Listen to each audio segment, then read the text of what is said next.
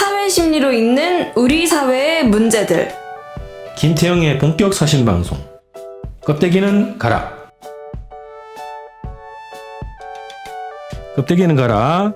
4회 시작하겠습니다. 오늘 세월호 특집이에요. 지난 4월 16일이 2주기였어요. 그래서 세월호 특집으로 준비를 했고, 오늘 원래 여기 윤태현이 고향을 가는 바람에 출연을 못했고, 그래서 윤태현이 없는 틈을 타서 이제 아주 귀중한 두 분을 모셨어요. 우선 그 선생님 인사 먼저 하시죠. 심리학자 김태형입니다. 네. 그리고 우리 영석이 어머님 인사하시죠. 네, 안녕하세요. 단원고 2학년 7반 23번 오영석 엄마입니다. 네. 반갑습니다. 권미화 님. 네. 네. 그리고 안녕하세요. 저는 4.16 연대 4.16 세월호 참사 2주기 대학생 준비위원회 준비단장 장은아라고 합니다. 와. 제일 기네요.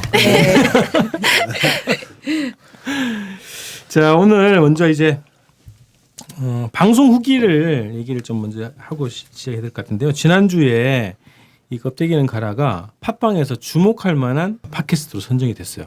잠깐 며칠 갔는데 반응이 있다는 거죠. 그래서 순위도 좀 올라갔는데, 이게 지속적으로 구독 신청하고 댓글 남기고 좋아요 눌러주고 이게 해야 순위가 계속 유지가 되고 올라가거든요. 그래서 청취, 구독, 댓글, 좋아요 많이 부탁드리고요.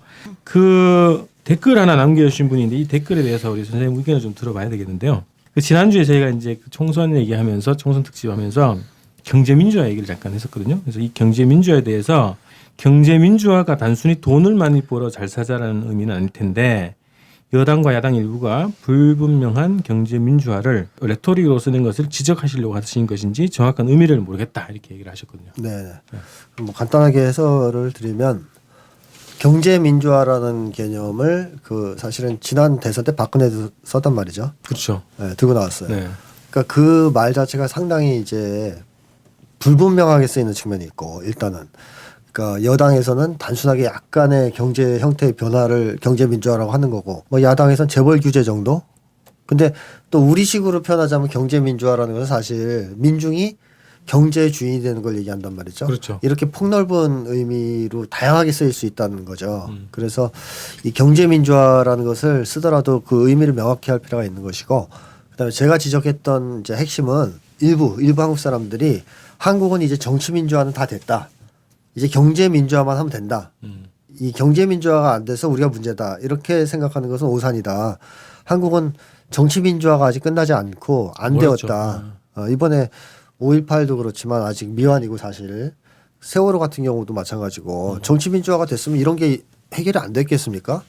그래서 정치민주화 자체가 아직 안 돼 있다라는 거, 이걸 우리가 분명히 알아야 된다는 것이고, 네. 그래서 거기에 근거해서 정치민주화, 경제민주화, 또 여러 분야의 민주화를 동시적으로 다 추진을 해야 됩니다. 그리고 제가 그 당시 주장했던 핵심은 이것 자체가 목적은 아니라는 거죠.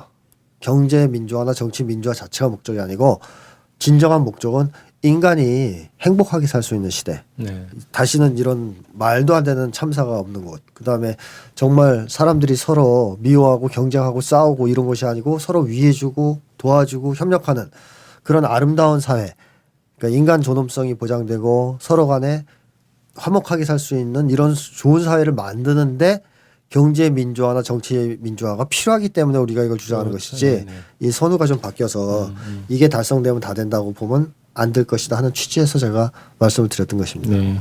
네. 얘기 듣다 보니까 그 지난 대선 때 네. 김종인 씨가 그 캠프에 있지 않았어요? 그렇죠. 박근혜 캠프에 있었죠. 네. 그래서 경제민주화 주장했었고요. 네네. 근데 당선되고 나서 입 씻었죠. 네. 어쨌든 경제민주화라는 것이 어쨌든 야당이나 여당에서 지금 정치권에서는 살기 어려운 국민들한테 조금씩 더 잘 살게 해주겠다는 취지로 자꾸 접근을 시키는데, 그것이 본질은 저는 아니라고 봐요. 어떻게 보면 소득 불평등의 해소, 그다음에 사회 안전망의 확보, 그럼으로써 국민들 모두가 다시 옛날처럼, 혹은 이제 복지국가들 이런 나라들처럼 화목하게 살 수 있는 사회, 이런 사회를 만드는 것이 핵심이라 이렇게 생각합니다. 네. 자, 이제 오늘 일부 주제로 이제 미치뉴스 저희가 지지난주부터 다루기 시작했는데요. 첫 번째는 뭐니 해도 총선 얘기를 좀 해봐야 되겠습니다. 총선 전후에 이제 달라진 것들에 대해서 얘기를 좀 해보겠는데요. 총선에 대한 평가는 다양한데 대부분 기본적으로는 만세를 부르던 것 같아요. 네. 세선도 그랬죠. 그렇습니다. 네. 근데 이제 일단 뭐 새누리당의 행태를 한번 분위기를 한번 좀 보면 기세등등하다가 마지막에는 절까지 하다가 네.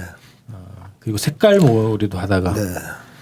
그리고 안철수 국민의당을 막 칭찬을 하다가 네. 그래서 막판에 이제 죽을상이 된 거예요. 네. 네. 그래서 자 이런 게 총선 전후에 근본적으로 달라진 모습이다. 그래서 총선에 대해서 어떻게 보시는지 한번 그 얘기 좀 들어보죠. 저는 네. 이 사실 세월호 학살을 저질렀을 때 이 정권이 이번 결과는 예견돼 있었다고 생각합니다. 그 사건을 그때 제대로 수습하고 재탄생을 했다면 그랬다면 이렇게까지 참패하지는 않았겠죠. 근데 일시적으로 거의 힘으로 짓누르고 엉망진창인 사회를 더 악화시켰지 않습니까? 그렇기 때문에 결국 올 게 왔다고 생각하고 이걸 다른 말로 표현하면 이제 국민들이 힘들고 고통스럽고 했는데 그동안 참아온 거예요. 근데 이제 사람이란 게 그렇지 않습니까? 이 고통을 참는 것도 한계가 있잖아요. 그래서 이 극한점에 이르렀다 우리 국민들이. 이 고통을 견디는 상황에서 극한 상황에 이르렀다고 봐요. 더 이상은 참을 수 없는 정도로 고통스럽다. 그리고 역으로 얘기하면 이것은 현재의 새누리당 정권이 통치할 수 있는 능력이 없다라는 거. 그러니까 구시대적인 제가 정권이라고 계속 주장했는데 그것이 한계를 아주 여실히 드러낸 선거 아니었느냐 하는 생각이 듭니다. 그래서 어떤 점에서 그러냐 하면 새누리당이 여태까지 항상 분리할 때마다 써먹었던 종북몰이 있지 않습니까? 북풍. 막판에 심각했죠. 이번에 데려왔잖아요. 또 13명 데려왔고 또 뭐 대저하 기순했다고 막 하고 그랬잖아요. 그거 뭐 마약쟁이라는 얘기가 있습니다. 네, 어쨌든 옛날에는 이런 게 먹혔다는 거거든요. 근데 새누리당이 이게 이제 안 먹히기 시작했다는 거죠. 뭐 당황했죠. 그러니까 안 먹히니까 전혀 영향을 안 줬단 말이에요. 외신들도 그걸 보도했더라고요. 북풍이 전혀 영향을 못 미쳤다고. 근데 저는 이거는 새누리당 탓이라고 봅니다. 왜냐하면 종북몰이를 안 하는 게 제일 좋지만 해도 옛날 정권들처럼 어쩌다 한 번씩 했어야 돼요. 이건 매일 하면 안 돼요. 매일 하면 희화화됩니다. 이제 국민들이 코미디 맨날 똑같이 나와서 똑같은 짓 하면 우리가 나중에 짜증 나잖아요. 그랑 똑같이 종북몰이도 너무 많이 하니까 이제 국민들이 식상한 거죠. 안 믿어주는. 그리고 저는 가장 큰 과오는 세월호 사건 때 종북몰이를 했던 거라고 생각해요. 유가족 대상으로. 네네. 이런 짓을 하는 것은 국민들이 이 종북몰이가 어떤 의미를 가지는가를 알게 해주는 자충수였다. 할 때서 했어야지. 너무 해서는 안 되는 곳까지 종북몰이를 하는 이런 걸 보면서 국민들이 이제 질려버린 거죠. 너희들 이제 분리하면 항상 그거 하는구나. 이제 우리가 여태까지 무서워서 그거 하면은 뭐 겁먹고 그랬는데 이제는 신경 안 쓸란다 하는 쪽으로까지 지금 상황이 바뀌었다. 제가 이건 옛날에 책에서도 그렇고 많이 얘기했던 건데 새누리당이 종북몰이를 하면 할수록 그 위력은 약화될 것이다. 그리고 이번 선거 때 그게 드러났다고 보고요.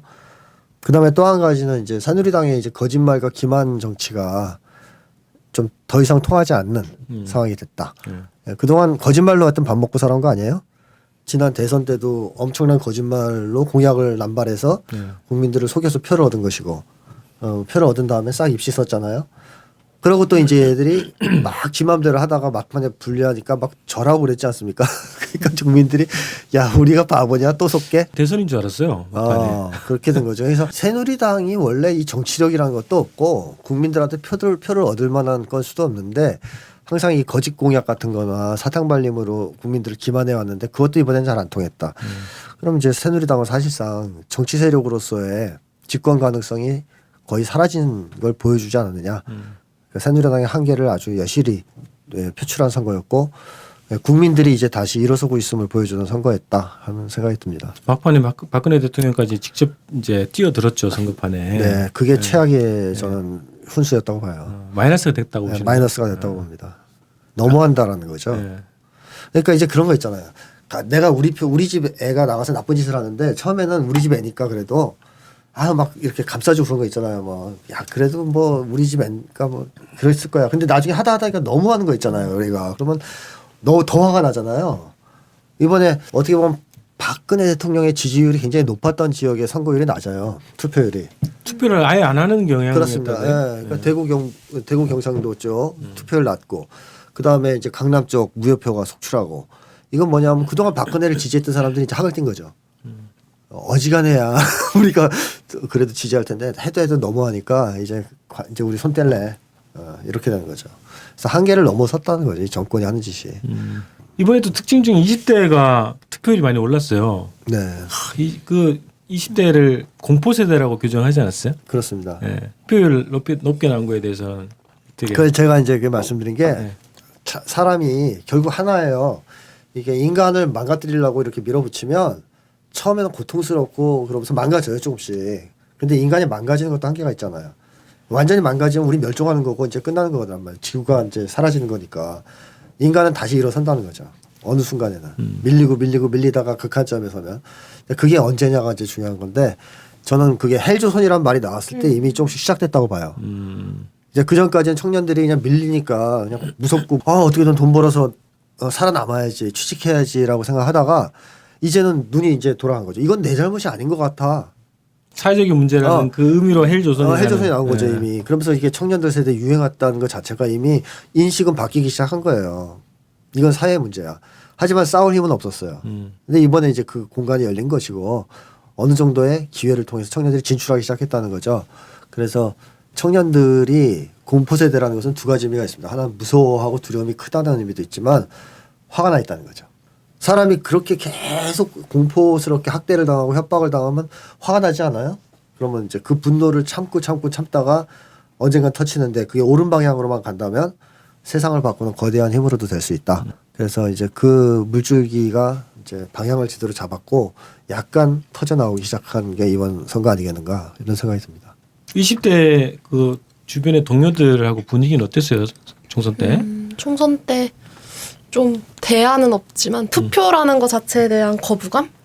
그 좀 대의 정치에 대한 거부감은 다들 있었는데 그렇다 하더라도 그때 당시 새누리당이 의석을 많이 차지할 거라는 데에 대한 공포감이 다들 있었거든요. 그렇게 되면은 세월호 문제 해결 안 될 게 뻔하고 노동 문제나 이런 것도 더 나빠지면 나빠졌지 해결되지 않을 거라 생각을 해서 이번만큼은 우리가 꼭 투표하자 해서 그때 사전 투표 날짜도 서로 막 공유하고 그리고 투표 용지가 2개인 거 아니야 하면서 막 친구들한테 알리고 좀 20대들도 다들 좀 의미 있게 생각했던 날인 것 같아요. 어떻게든 뭐라도 바꿔보는 데 있어서 우리가 할 수 있는 가장 큰 힘이 아니겠느냐는 얘기도 많이 했었고 좀 자체적으로 다들 많이 알리고 참여하고 했었던 것 같아요. 20대가 스스로 조직을 했네. 이제 일어설 겁니다. 저는 그런 생각이 예감인데 이거는 뭐 과학적 근거는 아직 없는데 이제 대라면 조사를 더 해서 자료를 만들어야 되겠지만 80년대 민주화 운동의 시기와 그게 줄기차게 이어지면서 한국 사회가 한번 바뀌었잖아요. 근데 그 출발점이 85년에 여소야대 정국이었어요. 제 생각으로는 그래요. 제가 그때 대학교 다닐 때인데 여소야대가 탄생하면서 이제 탄력을 받습니다. 대학생들도 그렇지만 국민들도. 된다 이거. 이거는 뭐에 대한 믿음이냐면 자기에 대한 확신이죠. 우리에 대한 확신. 우리 여태까지 독재 정권한테 맨날 두드려 맞아도 그냥 바보같이 참고 살았는데 아니구나. 우리는 그런 사람이야. 우리한테 힘이 있네. 우리가 단결해서 싸우면 바꿀 수 있다라는 이제 희망을 줬고 그게 이제 저는 85년부터의 학생운동의 상승 발전, 87년의 6월 항쟁 그 이후에 지속적인 민주화 열기로 이어졌다고 생각하거든요. 네. 그래서 이번에 총선도 저는 그 시작점과 거의 같지 않느냐.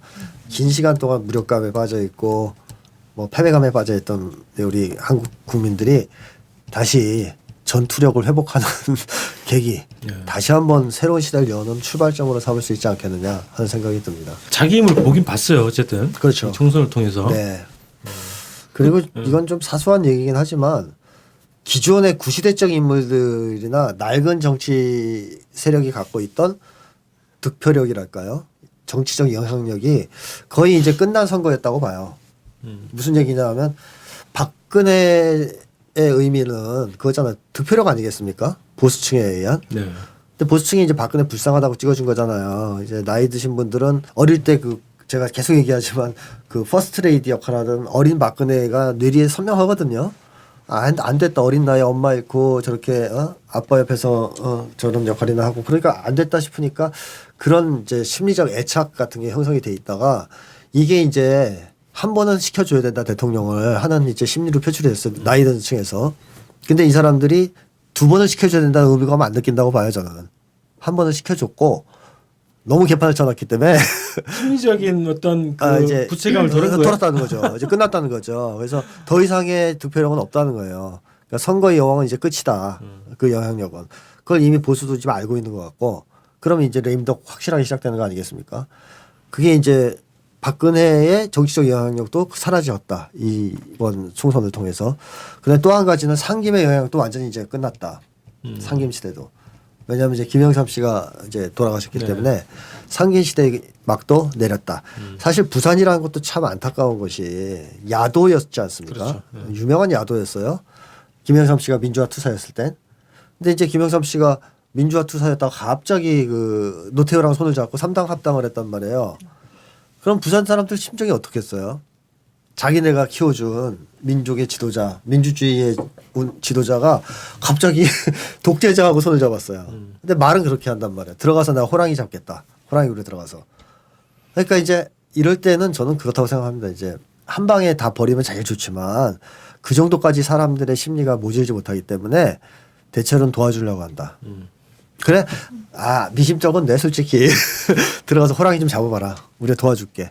그래서 부산이 그때부터 이제 김영삼 씨가 3당 합당을 하면서부터 다시 여권의 도시로 변했단 말이에요.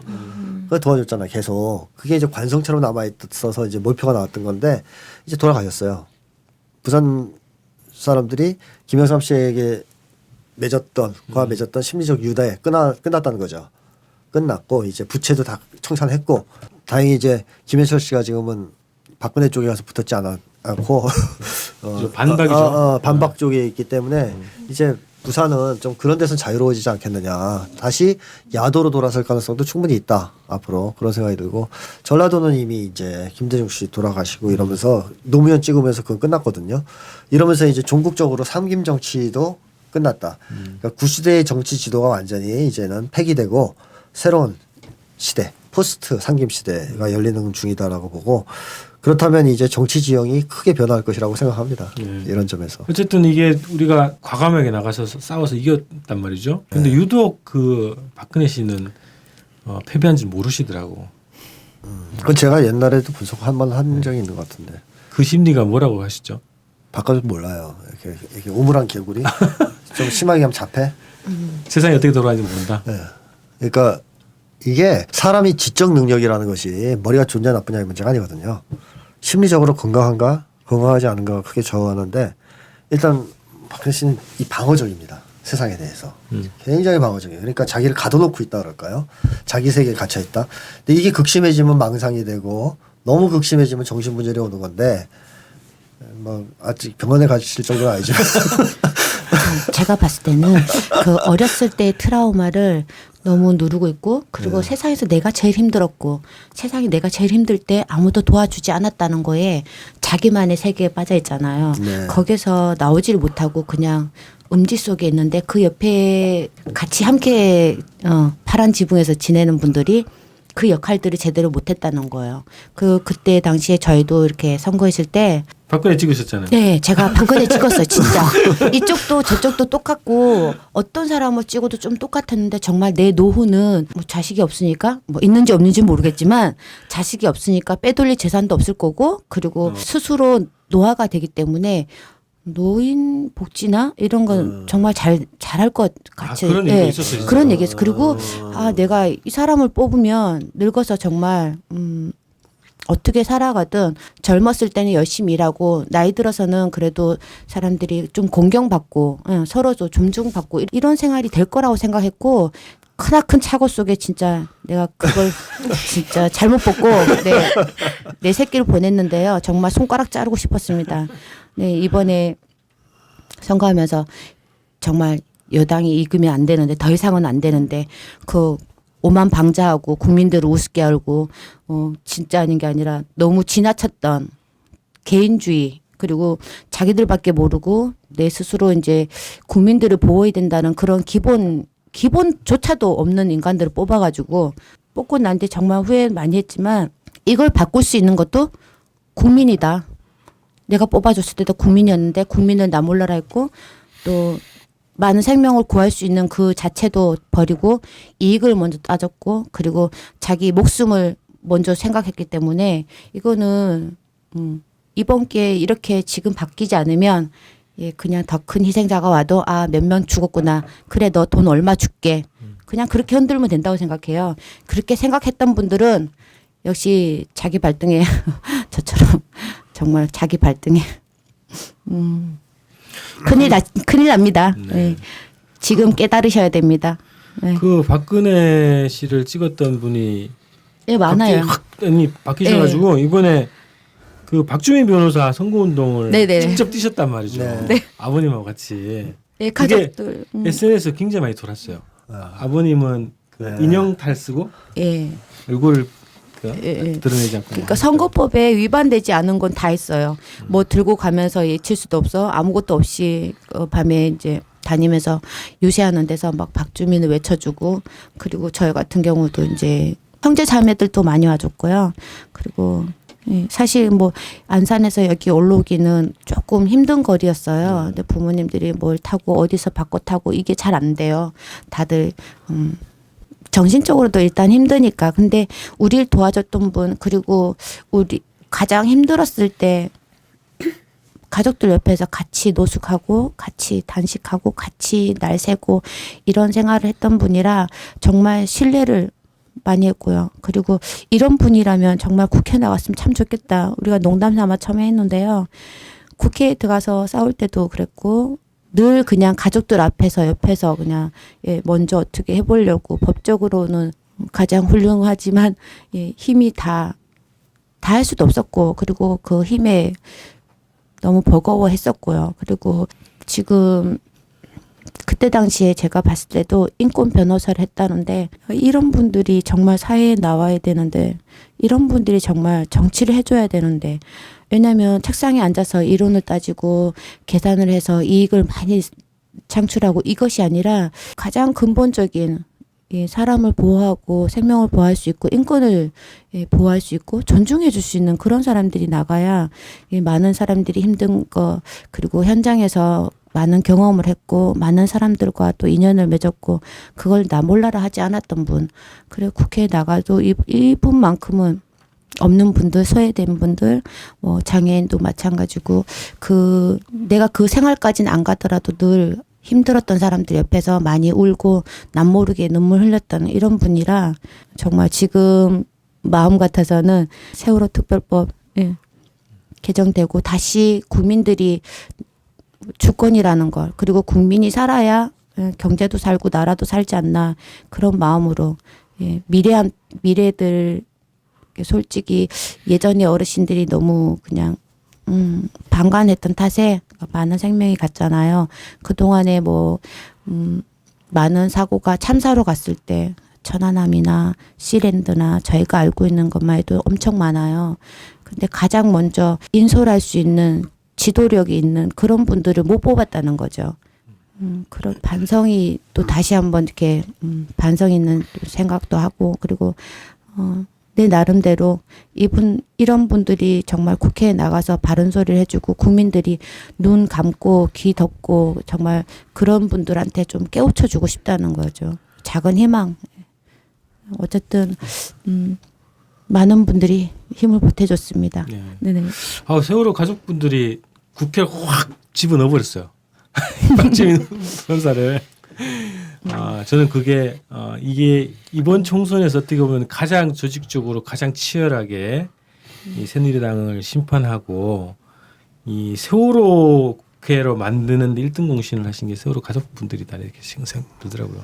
그게 이제 대표적으로 박주민 변호사로 이제 이렇게 대표가 되지만 그렇죠. 전반적으로 그런 분위기였거든요. 정말 고생하셨고 축하하죠. 축하할 만합니다.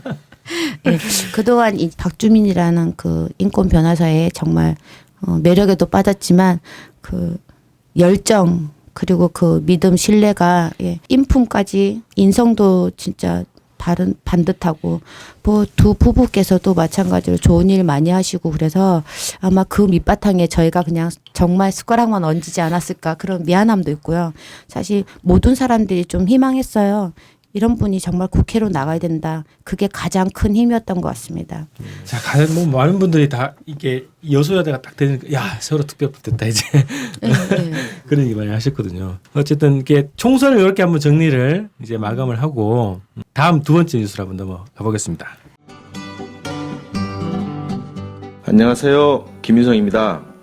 제가 이번에 테러 방지법이 통과된 이유를 대비한 책을 발간했습니다. 우리의 디지털 데이터를 안전하게 보관하고 보안 대책을 수립할 수 있도록 도와주는 책, 김인성의 완벽한 데이터 관리입니다. 국정원이 합법적이고 무차별적으로 국민들을 사찰할 수 있는 테러 방지법 시대에 맞서 우리 스스로가 우리의 데이터를 지킬 수 있는 방법을 담았습니다.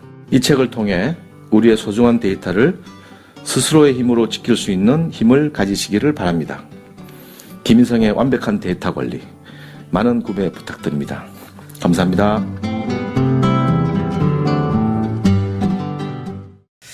자, 이거는 이건 진짜 미친 뉴스예요. 자, 11일 날 시사저널이 이제 공개를 처음 했네요. 어버이연합의 이제 집회 회계장부가 이제 입수가 되는데 이 단체들이 세월호 반대 집회, 무슨 진보당 해산 촉구 집회, 종북 척결 집회 이런 온갖 집회들에 수많은 이 알바비를 지원받으면서 이제 동원이 됐다는 거죠. 일단 탈북자들한테는 일당 2만 원씩 줘서 세월호 반대 집회 투입했고 최대 한 200명까지 고용하게 됐다 이런 얘기들이 있고요. 최근에 나온 보면 재경 경우회, 그러니까 경찰들 전현직 경찰들의 모임 경우회라고 하는 그 단체에서도 이런 보수 단체 알바 동원 지원비를 지급했다 이런 것들이 나오거든요. 자, 이게 어떻게 보면 가장 이번 주에 가장 미친 뉴스 중에 하나입니다. 저는 그 작년에 제가 이제 탈북자들을 좀 몇 번쯤 취재를 했거든요. 그러니까 탈북자분들 여러 단체들이 엄청 많습니다. 곳곳에 막 다양한 단체, 우리가 셀 수 없는 단체들이 많은데 이권 때문에 온갖 이권 때문에 다 하나씩 막 만들어요. 단체들. 그래서 이 떡고물을 향해 가지고 서로 막 알력 다툼하고 서로 고발하고 막 이런 게 비일비재하거든요. 이 탈북자 세계가. 근데 그분들 중에 어떤 분을 만났는데 이런 얘기를 하시더라고. 어버이연합의 어떤 누가 돈을 지원받고 국정원의 지원도 받고 경찰청의 지원도 받고 이런 곳곳에 지원을 받으면서 동원이 되고 있다. 이런 얘기를 제가 작년에 취재를 하긴 했었는데 직접 기사화는 안 했어요. 안 했는데 이제 이번에 이제 이게 기사화가 됐더라고요. 그래서 이게 굉장히 조직적으로 오랫동안 여기에 국정원이라는 이름은 잘 안 나오지만 탈북자들의 중원은 그런 것도 있거든요. 국정원에서도 지원하고 경찰청에서도 지원하고 이런 각 단체들에서 지원을 한다 이런 얘기가 있었어요. 그래서 이게 각종 이제 온갖 집회들에 다 동원이 됐다는 거죠. 그래서 저는 가장 그 열받는 것 중에 하나가 탈북자분들 굉장히 힘들게 살거든요. 대부분이 막노동을 하시거나 이렇게 그냥 그 식당에서 허드렛일 하시고 이러시는 분들인데 2만 원으로 동원을 한다는 거예요. 근데 그 2만 원 때문에 또 싸움 나고 2만 원을 못 받아가지고 또 싸움 나고 이런 것들이 비일비재 한 게 확인이 되거든요. 그래서 그게 가장 열받더라고. 그 다음에 세월호 가족들이야 이제 다 그 알고 계셨던 거 아닌가요? 이런 것들이 그렇게 동원된다는 것을? 예, 동원되는 건 알았는데요. 그렇게 최저금을 너무 최저로 주면서 그리고 가장 힘든 분들 그렇게까지 부린다는 건 좀 그렇네요. 그리고 좋은 방향으로 인도를 해주셔야 되는데 자기 이익을 위해서 사람들을 그렇게 그러네. 박근혜 정부가 이제 사실은 아버지를 너무 사랑하는 나머지 박근혜 씨가 아버지가 했던 중앙정보부 정치를 그대로 흉내내려고 해서 국정원을 이렇게 강화하지 않습니까? 그래서 그렇죠. 저는 언제부터냐 하면 내란음모 사건 터뜨릴 때부터 혹은 이제 좀 더 전 이제 종북몰이가 시작돼서 진보당 해산을 이제 하고 이렇게 할 때부터 그때부터 이미 한국 정치의 주역은 국정원이 아니었나 이렇게 생각을 해요. 그러니까 공작 정치, 정보 정치를 국정원이 주도하는 시대로 접어들지 않았는가. 그래서 제가 옛날에도 그런 얘기 했지 않습니까? 국정원이 음지에서 일하지 말고 차라리 당을 만드는 게 어떨까. 국정원당 이렇게 해서 나와서 하든가 공작 정치를. 근데 숨어서 지금 공작 정치를 했단 말이에요. 그래서 지난 대선 때도 대통령 선거에 개입했고 그다음에 그 이후에도 지금 이렇게 여론 조작을 했지 않습니까? 세월호라든가 이런 데 개입해가지고 악착같이 여론 조작을 했어요. 그래서 이게 사실은 더 나쁩니다. 차라리 정경을 투입해서 때리면 국민들이 야 공권력이 어떻게 저럴 수가 있어 라고 하지만 이제 이거는 이렇게 조작을 해서 사람들을 해서 하면 이거는 좌우 대립이라든가 또 그렇죠. 아니면 보도를 또 그렇게 국민들 사이에 만들죠. 뭐 국론 분열 이렇게 몰아갈 수가 있단 말이에요. 아주 교활하고 이 이제 국민적인 반민주적인 이 조작 사건이기 때문에 이번 이걸 통해서도 국정원이 얼마나 지금 암적인 존재냐라는 걸 우리가 알 수 있다. 빨리 이거 국정원도 해체시켜야 됩니다. 네, 네. 예. 안 그러면 앞으로 한국 정치는 국정원이 다 할 것 같아요.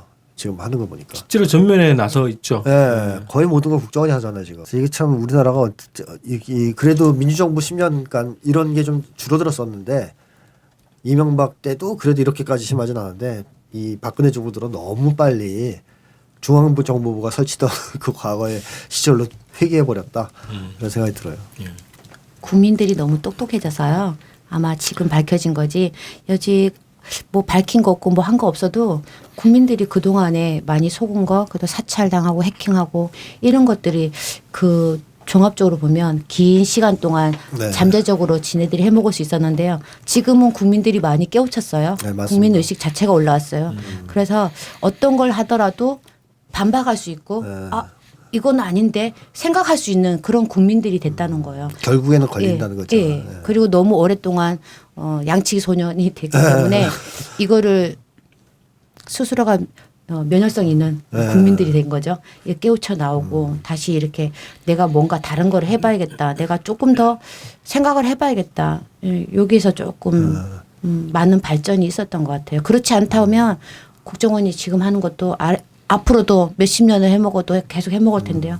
지금까지 계속 해온 거는 그동안 국민들이 먹고 살기 힘들었잖아요. 근데 이제 그 깊숙한 데 다들 보면은 손 안 뻗친 데도 없어요, 사실은. 저희 뭐 이렇게 다녀도 그 사이사이에 국정원들이 되게 많고. 예. 사고 났을 때부터 예, 매복돼가지고 그 사찰 엄청 많이 당했어요. 저희 조금만 움직이면 벌써 다 알고 어디에 있는지 행적지까지 거의 다 알 정도로. 원래 국정원이 그런 거 하면 안 되는 곳인데 말이죠. 그러니까요. 그죠? 아니 뭐 예, 참 국민들 감시하는 역할을 하고 계시니 국정원이 국정원의 이 조작을 국민들이 이제는 용납하지 않을 정도로 성숙된 반면에 이 정부나 국정원의 조작은 너무 저급해요. 옛날 방식 떨어집니다. 옛날 그죠? 방식을 하고 있으니까. 예, 너무 이제 우리가 네. 보면 또 조잡하고 눈에 띄고 유치하고 뭐 예를 들어서 그 폭식사 퍼포먼스 유치하지 않아요 너무 아무리 그 고통을 주는 행위라 그래도 그러니까 이런 것들이 시대에 안 맞는 애들이 지금 공작도 하고 있다. 댓글도 너무 유치하고 물론 재작년에 그 네. 국정원이 이제 그 신규 채용 이렇게 공고를 냈는데 거기에 뭐가 있냐면 경력사항으로 예. 작가 아 그 경력사항 그 직원을 뽑는 거예요. 이상하잖아요. 네. 국정원이 작가 지방 경력자를 왜 뽑을까? 너무 글을 못 쓰니까 그러는 거지 자기네가. 근데도 이제 이렇게 인재가 안 들어 나오더라고. 진짜 이제 거기 들어가 있어요. 정신병자 아니고. 그러니까 이제 맨날 그렇게 유치한 댓글이나 다는 거죠. 네. 근데 어쨌든 그것도 상처가 됩니다. 그것도 그 유치한 댓글도 계속 당하다 보면 상처가 돼요. 그러니까 국정원은 빨리 없어져야 돼요. 국민 사찰이나. 주권방송이 민중의 눈과 귀를 멀게 하는 공중파와 종편, 신문들에 맞서 진보 언론의 사명을 다할 수 있는 힘은 애청자분들의 적극적인 참여에 있습니다. 주권방송을 후원해 주십시오. 홈페이지 www.615tv.net에서 민들레 홀씨 정기 후원인이 되어주시거나 우리은행 1005-501-779-765 주식회사 주권방송으로 직접 후원을 해주셔도 좋습니다. 저희 주권방송은 평화 번영과 민주 회복을 위한 진보 언론의 사명을 성실히 수행할 것입니다. 주권방송과 함께해 주시기 바랍니다. 자, 그리고 이게 세 번째 뉴스, 이건 뭐 미추 뉴스라기보다는 어쨌든 세월호가 2주기가 되도록 아직까지 해결이 되지 않고 있다. 뭐 이런 취지인데 어쨌든 2주기 행사 한번 얘기를 좀 해봤으면 좋겠습니다. 지난 토요일 날 2주기였습니다. 와, 이게 저희는 중계팀이 나갔거든요. 전 사무실에서 비암하고 있었는데 다 현장에 다 계셨잖아요, 그죠? 네. 그 보도에서는 한 15,000명 이렇게 얘기하시던데 참가자들이 그 폭우에서 넘었어요. 넘었어요? 네. 왜냐하면 안산에서만 해도 12,000명이 넘었고요. 야, 전국에서 각각이네, 그러면. 예, 전국에서 버스만 뭐 진짜 아닌 게 부산 있잖아요. 그 서명 처음에 다녔을 때 되게 좀 팍팍했었거든요.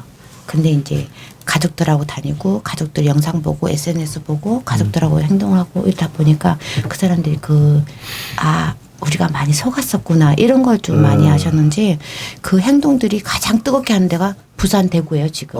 그래요. 네. 네. 투표의 여지없이 지금 네. 나타나잖아요. 네. 거기는 무조건 그냥 90몇 프로가 그밖에 없었잖아요. 그러게. 근데 지금 그런 이 좋은 성과도 있고 이전에 생각보다는 사람들이 그리고 젊은 층이 그리고 좀 더 많은 지식을 갖고 있고요. 그리고 좀 더 많은 견해를 갖고 있어요. 예전에는 많이 다닐 수도 없었지만 지금 SNS 뭐 인터넷 모든 것을 보면 궁금하고 내가 꼭 알아야겠다. 나도 뭐 사회에서 배우는 거 학교에서 배우는 거 다 틀리잖아요. 그래서 젊은 세대한테 앞으로 이제 미래를 좀 맡겨도 될 만큼 어르신들은 좀 쉬어야 된다고 생각합니다. 위험합니다. 그러면. 아니, 조금 지난 쉬어야 대선 돼요. 때. 아니 조금 자기밖에 모르고 그러면 그게 좀 그런 것 같아요. 누군가 젊은 세대를 키워줄 수 있고 내가 때가 되면 비킬 줄도 알고 당을 위해서든 인재를 위해서든 너무 놓치기 싫으면 좀 잡아주고 좀 일으켜주고 이래야 되는데 고집들 세십니다. 우리 장은하 위원장이 지난 그 네. 2주기 때 대학생 대회를 했잖아요. 네. 저희가 그것도 이제 취재를 갔거든요. 잘 갔다고 싶더라고. 정말요. 네. 맞아요. 그 2주기 준비위원회 준비 단장으로 네. 활동을 하셨는데 그날 어땠어요? 하루 쭉 지내면서. 그날 제가 2주기 준비위원회 준비 단장을 하면서 제가 원래 광화문에서 자원봉사하다가 자원봉사 상근자로 일하게 되면서 우연치 않게 4.16 연대 그 사무처장님이랑 그리고 가족분들이랑 같이 얘기를 하다가 대학생들이 잘 해야 될 텐데 하다가 대학생 준비위원회가 만들어졌거든요. 그래서 아침에도 그래서 좀 광화문 상근자로 좀 분향소에 있었는데 처음에 분향소에서 막 사람들 한 명 한 명 눈 마주치면서 국화꽃을 드리는데 아침 이른 시간인데도 이렇게 많은 사람들이 나와서 기억해주고 있구나라는 게 너무 찡하고 감동적이고 그리고 향 냄새를 맡는데 그게 너무 계속 그 코가 막 쓰르르한데 너무 마음도 아프고 특히 중고등학생이 분양하러 올 때가 너무 마음이 아프더라고요. 그리고 너무 마음도 아프고 눈물도 나고 아이들 생각도 너무너무 많이 나면서 2주기가 됐는데 지금까지도 이렇게 많은 사람들이 잊지 않고 와줘서 감사하기도 하고 내가 좀 더 잘할 걸이라는 생각도 너무 많이 들고 앞으로 아침에 분향소에 있을 때니까 오늘 많은 사람들이 같이 해줘야 될 텐데 라는 생각이 너무 많이 들면서 겁도 나고 뭔가 좀 너무 찡하면서 그랬던 것 같아요. 그리고 대회 때 저희 대학생 대회가 원래 1,000명을 예상 규모로 삼았거든요. 네. 막 어머님 아버님들이 3,000은 돼야지 1,000명이 무슨 막 이런 얘기까지 하시고 그랬는데 저희가 그래서 1,000명이 좀 안 될 줄 알았어요. 비가 오고 그래가지고 그리고 막 예상 집계된 숫자도 1,000명이 좀 안 됐었고 미리 연락을 돌렸을 때도 그래서 잘하자 그래도 하면서 생각을 했는데 막 강원도에서도 오시고 대구도 오고 부산도 오고 전남도 오고 진짜 막 각지에서 대학생들이 다 왔거든요. 그때 저희가 손피켓을 1,000개를 가지고 갔는데 막 갑자기 동이 난 거예요. 그래서 다들 왜 동이 났지? 그럴 리가 없는데 누가 막 어디서 안 들리고 있는 거 아니야? 했는데 집계해 보니까 한 1,300명? 그 정도 왔더라고요. 이 부모님들의 요구는 못 미쳤구만요. 네, 맞아요. 부모님들의 요구는 못 미쳤어요. 아니 개인으로 온 사람들도 많아. 맞아요. 이 지금 서울 지역에서도 뭐 성신여대, 그 이화여대 뭐 할 거 없이 전부 뭐 한신대나 뭐 각 지역에서 엄청 맞아요. 많이 오고 행사도 많이 해주고 그리고 이제 우리 안산에서도 보니까요 그 분향소에 쓴 사람만 12,000명이 넘은 거예요. 그리고 강화문에서도 막 비 맞고 행사하고 내려갔는데 그 밤에 한 11시, 12시 막 또 그 다음날 아침에도 끊임없이 아이들 데리고 나온 가족들이 많았고 학생들 또 이제 뭐 젊은 커플도 많았고요. 그리고 우리가 가장 마음이 아픈 건 이제 교복 입고 아이들이 많이 오잖아요. 그 후배들 오고 또 형제 자매들에서 통해서 다들 그 안산에서 태어나고 안산에서 걸음마 배우고 그랬던 아이들 친구 얼굴 모르지만 친구의 친구들이 많다 보니 전국에서 오신 분들도 많았지만 안산이 움직였어요.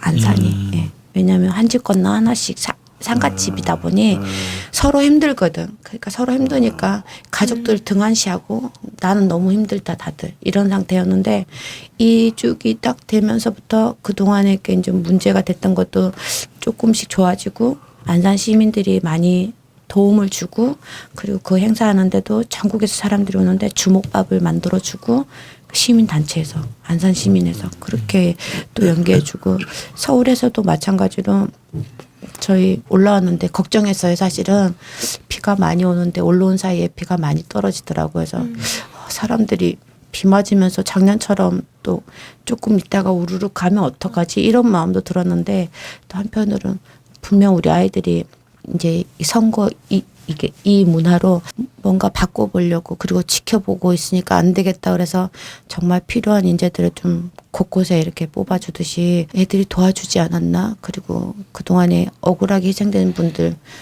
그런 분들이 많아서 이번만큼은 바꿔야겠다 해서 아마 국민들 스스로가 나도 트라우마인데 뭔가 바꿔야 되지 않겠나 이렇게 나 스스로가 좀 단단하게 마음을 먹고 사람들이 서로 혼자가 아니라 그리고 나 아닌 그냥 우리 함께 이거를 같이 행동해주고 이렇게 해야 앞으로 이렇게 많은 생명을 놓치지 않는다는 거에 아마 중점을 두신 것 같아요. 그리고 그동안 이제 저희 오해해서 마음을 돌렸던 분들이 또 많이 다시 내가 TV에서 보던 거하고는 정말 틀렸구나. 이게 아니었구나. 그런 걸 좀 많이 바뀐 것 같고요. 또 한 가지는 그동안에 언론들이 많이 제대로 발표하지 않은 것들이 많았는데 이주기 되면서 야 이거 진짜 이번만큼은 정말 애도하고 제대로 바로 잡게 해줘야 되는 언론이 제대로 조금 돌아가지 않나 이렇게 앞으로도 계속 많이 도와줄 것 같다는 그런 생각이 들어요. 죄책감에 시달렸던 분도 많잖아요.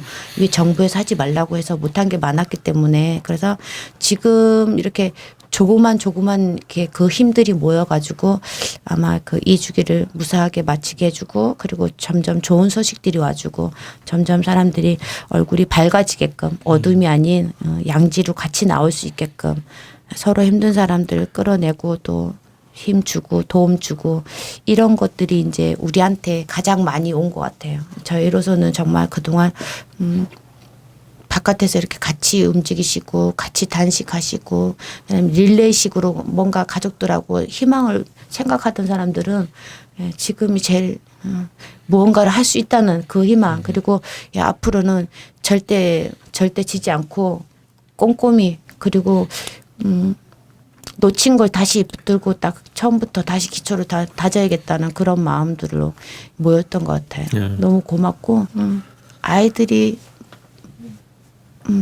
생각하는 그 어른들이 생각하는 거하고 아이들이 세상이 또 틀리거든. 그래서 우리가 제대로 해서 미래 아이들한테 그리고 어른으로서도 부모로서도 서로 존중하고 그 아이들이 좀 평탄하게 갈 수 있게끔 그 역할을 우리 어른들이 이제는 해줘야 되지 않나 그런 생각이 듭니다. 예. 하여튼 이게 저는 이주기 딱 보면서 이게 분위기가 확 바뀌었다 지금. 네. 막 이제 공기가 이런 느낌 막 들었거든요. 근데 그 대학생들 그 대회할 때 형제 자매들 이게 처음 이렇게 같이 대회를 한 건가요? 저희가 대학생 준비위원회에서 여러 번 행사를 했어요. 네. 이번이 제일 규모가 컸고 2월에 또 그 대학생 캠프를 해서 그때는 가족분들이랑 함께 했었고 네. 3월에는 대학생 새내기 새로 배움터를 해가지고 좀 새내기들을 위주로 네. 가족분들이랑 형제 자매 분들을 다 한 조마다 2분씩 넣어서 좀 같이 진행을 했었는데 그래서 그때 온 분들은 아무래도 좀 더 밀접하게 얘기를 했었고 그리고 아무래도 확실히 대회 때 이렇게 대회는 대학 축생 2주기 준비위원회에서도 대회는 처음 열어봤었고 그때 형제 자매분들을 또 단상에 올라서 얘기 좀 해달라 할 때도 다들 아 싫다 이런 얘기 했었는데 이번이 사실 대회에 올라온 건 처음이었죠. 사실 지난번 문화제 때도 사람들 막 조에 들어가서 내가 무슨 얘기를 해 하면서 되게 어려워하셨는데 되게 좋았다고들 얘기하셨고 근데 이번 대회가 근데 어떻게 보면 더 얘기하기 힘들었을 것 같더라고요. 지난번 같은 경우에는 조를 짜서 정말 좀 편한 분위기에서 내 얘기를 했다면 이번에는 그냥 모르는 사람들이 막 수십 명이 수천 명이 아래에 있어 날 보고 있는데 갑자기 대뜸 올라가서 발언을 해야 되니까 그리고 그날 가을님이 오셔서 얘기를 해주셨는데 그 하필 노래하기 전에 네버엔딩 스토리가 딱 하고 발언을 해야 됐던 거예요. 근데 네버엔딩 스토리 듣자마자 너무 서럽게 우시면서 나는 정말 내가 이런 자리에 서게 될 거라고는 꿈에도 몰랐다고 얘기를 하시고 그리고 무대에 올라가서도 원래 그 얘기는 막 발언 같은 데 없었는데도 막 우시면서 나는 정말 여기 올 줄 몰랐다고 그 얘기를 하는데 진짜 제가 본 대학생들 대회 중에 그렇게 집중력 있게 진행된 대회가 없었던 것 같아요. 가을님 발언하는 내내 다들 진짜 움직이지도 않고 계속해서 듣고 울고 동생의 장례식 이후 이모를 포함한 저희 가족은 집보다 밖에서 지내는 시간이 더 많았습니다. 국회에서 길에서 노숙을 하는 것은 이미 전문가가 되어 있었고 도보로 안산에서 서울까지 팽목항까지 걸었고 어디든 서명을 받기 위해 새벽부터 나가기도 했습니다. 아버지는 삭발을 하셨고 어머니는 움직이기 힘들 정도로 몸이 망가지셨습니다. 지켜보는 저 역시도 부모님이 저러시다가 어느 순간 쓰러지면 어떡하지? 잡혀가면 어떡하지? 불안불안하게 하루하루를 곁에서 지켰습니다. 근데 또 울 수는 없었습니다. 팽목항에서부터 단 한순간도 울 수가 없었습니다. 가족 어른들이 모두 내가 울면 집안이 흔들리니 너가 강건해져야 하셨기 때문입니다. 이를 악물고 버텼어야만 했습니다. 천장이 무너지고 물이 들어오는 느낌을 항상 받았고 대중교통을 타기도 힘들었습니다. 힘들어도 힘들다고 말할 수가 없었고 괜찮지 않아도 부모님을 위해 하나밖에 남지 않은 자식 노릇을 하기 위해 꾹꾹 참고 견뎠습니다. 많은 분들이 힘들었던 점에 대해서 묻습니다. 물론 악플과 지인들의 언행으로 많이 힘들었습니다.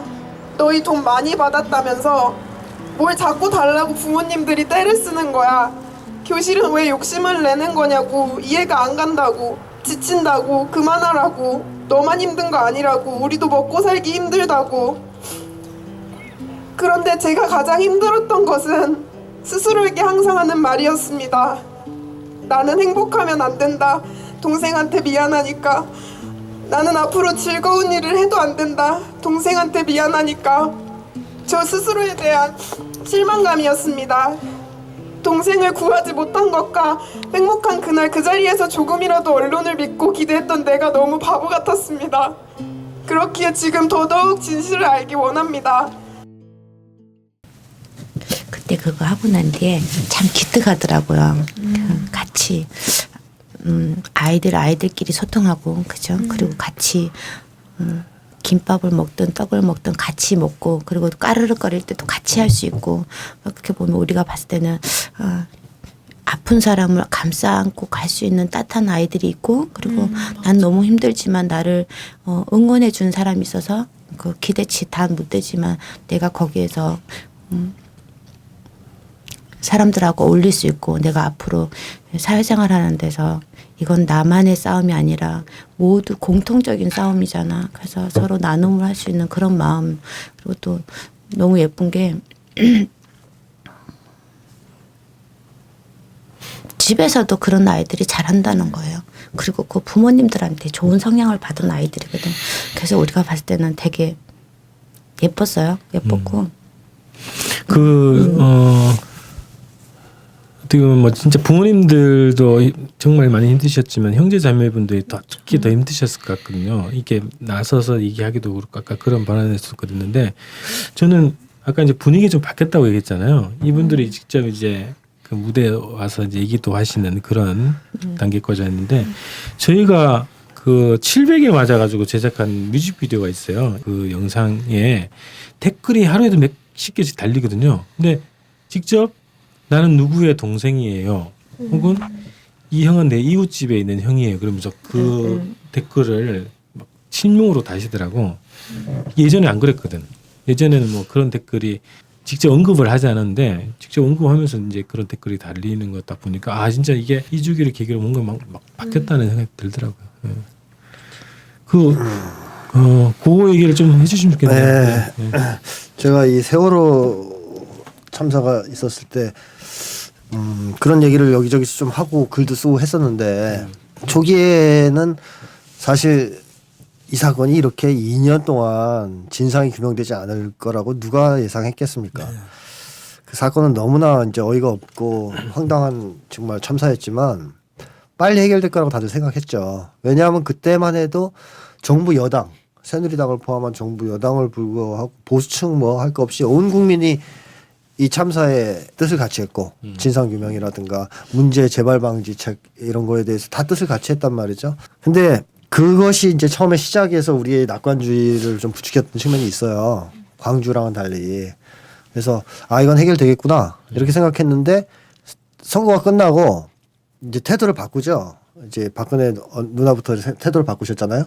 그래서 이제 그 밑에 이제 그 부하들과 보수층이 다 눈치 까고 입장을 돌변한단 말이죠. 이제 그만해라. 지겹다. 뭐 등등 그 유가족들한테 정말 입에 담을 수 없는 그런 어떤 악의적인 이제 말들을 하고 이러면서 국민들이 느꼈던 것은 하나의 이제 무력감이고 좌절감이거든요. 왜 그러냐면 그 사건이 보여주듯이 이 사건의 진상규명을 한사코 막는 것이 정권이란 말이에요. 그러면 그걸 통해서 바보가 아닌 바 짐작할 거 아닙니까? 아, 쟤네들이 한 짓이구나 이게. 그렇지 않고 왜 저걸 뭐 진상규명 안 하려고 못하게 하려고 저렇게 막을까. 그렇다면 이건 싸움이 어려워지는 겁니다. 무슨 얘기냐. 광주 학살 사건을 신군부가 저질렀단 말이에요. 근데 그 신군부 세력이 대통령이 돼 있어요. 그럼 국민들이 볼 때 이 광주 문제 해결이란 것은 정말 어려운 일이죠. 그리고 정말 각오 단단히 하고 싸우지 않고서는 안 되는 일이란 말이죠. 그러니까 이게 이제 느껴지면서 초기에 정부 여당이 세월호 문제를 해결할 거라고 쇼를 할 때 하고는 분위기가 확 달라진 겁니다. 그렇죠. 예. 국민들이 이제 겁을 먹은 거죠. 아 이거는 국가폭력이고 보니까 딱 봐도 알겠고 이거를 해명하려면 결국 현 정권을 깨야 되는데 이건 안 되는 싸움 아니냐. 이 싸움은 내가 하기가 너무 힘들다. 이렇게 생각하면서 무너지기 시작했습니다. 사실은. 그래서 이제 피하고 회피하고. 네, 회피하기 시작한 거죠. 그래서 침체기가 왔잖아요. 제가 그때에서 그런 게 한동안 침체기를 겪을 수밖에 없다라는 얘기를 했었고 근데 이제 문제는 아까도 얘기했지만 마음에 우리가 상처가 있으면 그 상처를 일순간 회피할 수는 있어요. 그 외면함으로써. 하지만 그 상처가 없어집니까? 없어지지 않거든요. 더 심해져요. 더 심해져서 견딜 수 없는 상황까지 와요. 저는 그게 지금 우리 가슴속에 다들 있다. 이 멍이. 예. 부채의식, 부채감 같은 거. 아, 이 사건 이거 나도 봤는데 나도 알고 있는데 해결해야 되는데 근데 그 답답한 마음이 막 가슴속에서 소용돌이를 치고 있는 상황이고 이 속에서 뭐 정말 하루하루 정말 사람처럼 살 수 없는 정상적으로 살 수 없는 분들도 많이 있었을 텐데 이번에 민희가 이제 그걸 보여준 거죠. 바꿀 수 있다라는 희망을. 그러자 이제 다시 반전의 계기가 이제 형성되기 시작했다. 아 이건 된다. 해결할 수 있겠다. 이렇게 생각을 하면서 분위기가 급반전되고 있다고 생각해요. 그러니까 이번 총선이 만들어냈다기보다는 원래 있었던 이 뜨거운 마음들 그리고 그 가슴속에 우리가 묵혀서 갖고 있던 이 상처가 이 사건을 통해서 총선을 통해서 민의를 확인하면서 급격하게 분출되기 시작했다라는 생각이 들고 저는 예전에 광주보단 그래도 빨리 침체기가 끝날 거라고 얘기를 했었습니다. 근데 그 가장 큰 이유 중에 하나로 그걸 꼽았어요. 일단 유가족분들이 계시다는 거예요. 강구하게 싸우고 계시고 버티고 계시다. 자기의 자리를 잡고. 그러니까 이거는 우리가 아무리 국민들이 다 회피하고 외면하고 눈을 돌려도 유가족들이 등불이 돼서 저기서 계속 빛을 비치고 있는 한은 다시 일어설 수밖에 없고 빨리 일어설 수밖에 없다. 그래서 광주에 비해서는 훨씬 빨리 복원될 것이다. 싸움이. 이런 예상을 했었는데 광주는 오래 걸렸습니다. 실제로. 여전히 또 뭐 80년 광주 아직 완전 해결도 안 됐지만 그래도 어느 정도의 해결에 들어가기 시작한 건 88년이에요. 자그마치 8년. 35년 넘게. 올해 그렇습니다. 36년 때. 예, 아직 해결 안 됐잖아요. 예. 36년. 그럼에도 불구하고 어느 정도의 해결은 88년부터 시작됐다고 봐야 되거든요. 50 청문회. 근데 세월호는 그렇게까지는 안 걸렸다는 거죠. 8년이 아니라 저는 2, 3년 안에 다시 복귀될 것이라고 생각했고 그 일을 일단은 유가족분들이 너무 정말 우리 역사에 남을 정의로운 투쟁을 하셨고 또 용감한 투쟁을 하셨고 또 수많은 이제 좋은 분들이 이 사건을 국민들한테 계속 잊혀지지 않게 하기 위해서 노력하셨고 그게 결실이 맺어지면서 이번에 총선과 더불어서 이제 본격적으로 시작되지 않았느냐. 그래서 세월호는 이제부터다. 죄 지은 놈은 죄 받아야 되고 억울한 사람은 억울함을 풀어야 되고 그래서 애들 이제 편하게 하늘에 다시 보내줘야 되는 일을 우리가 해야 된다. 그렇게 생각을 합니다. 아, 그 대학생 얘기 들어보니까 이게 정말 감동적이네. 그 영상으로만 보던 거하고 직접 얘기 들으니까요. 이게 미래가 창창한데, 그죠? 단순히 뭐 세월호 사건 해결 문제가 아니라 이 한국 사회의 미래에 대해서 희망을 갖게 되는 그런 장면이네요. 그리고 저도 아까 그 언니 그 말이 이제 맞아요. 행복하면 안 된다고 생각했다 그랬죠. 근데 그거는 그 언니만이 아니고 우리 모두의 마음 아닐까 싶어요. 우리가 과연 행복할 수 있을까요? 이걸 해결하지 않고 이 사건을 덮어놓고 외면하고 우리가 삶에서 행복이란 것을 과연 정상적으로 누릴 수 있을까? 이건 전 불가능하다고 생각해요. 우리 누구도 행복할 수 없다. 이 사건을 덮고는. 이 사건을 완벽하게 해결하고 한이 다 풀리는 날 우리가 비로소 이제 행복을 말할 수 있는 그거 아니냐. 그런 점에서라면 이제 우리도 고통을 견딜 만큼 견뎌왔고 싸워서 이 사건을 정리할 때가 됐다. 우리 역사의 새로운 이정표로 자리를 잡게 만들 때가 왔다라고 생각하고요. 이번에 국민의 뜻에 의해서 다수당이 된 야당 이거에 앞장을 섰으면 저는 좋겠습니다. 이 일 안 하고선 딴짓 할 생각을 하지 않았으면 좋겠습니다. 이 문제 해결이 저는 가장 중요한 숙제라고 생각해요. 한국 사회에서. 이걸 덮어놓고 뭐 노동법을 어떻게 하고 뭘 하고 경제민주화하고 무슨 제가 또 경제민주화를 폄하하는 건 아니지만 그게 무슨 소용이 있어요. 이런 걸 국회 1호 법안이죠. 우리가 이런 거를 눈에 이거 2년 동안 해결 못한 걸 지금도 해결 못한다면 야당이 다수당 냈는데 이건 우리 국가의 미래가 없는 거죠. 그리고 우리에게는 정말 이제 행복은 완전히 물 건너가는 겁니다. 아직 그 미수습 가족이 있잖아요. 저희가 가장 우려하는 거는 작년에도 얘기했지만 인양하면서 혹시 유실될까봐 그것 때문에도 많이 싸웠거든요. 근데 표면상 바깥에는 뭐 인양이 안 들어갔다 막 그런 얘기 많이 했잖아요. 근데 가장 큰 거는 세월호가 올라와야 진짜 진상규명 그때부터 시작이잖아요. 그 안에 다 있고 그래서 가장 걱정되는 게 하나라도 단 한 명이라도 남지 않게끔 유실되지 않게끔 그게 가장 큰 것 같아요. 우리 받은 사람이 기다려주는 거 친구들 그리고 못 받은 가족은 아이가 와야 아이라도 받아야 뭐 다른 문제가 해결되는 거지 다른 건 하나도 급한 게 없거든요. 그거예요. 그래서 우리 받은 사람이 많다 보니까 거기에 단 한 명이 나만 어떨까 내가 우리 아이를 못 찾으면 어떨까 그런 마음으로 이제 저희는 이제 그걸 넘어서 친구들이 다 올라와야 국민들이 염원하듯이 진상규명을 제대로 할 수 있지 않나. 세월호가 올라와야 진짜 진상규명이 시작입니다. 아직까지 진행형이고. 자, 이렇게 해서 이제 1부를 좀 마무리하겠습니다. 오늘 3가지 뉴스를 좀 다뤘고요. 2부에서는 이제 국가폭력에서 80년대, 90년대, 2000년대 국가폭력과 우리 사회 그리고 우리 이렇게 주제로 해서 이야기를 이어가도록 하겠습니다.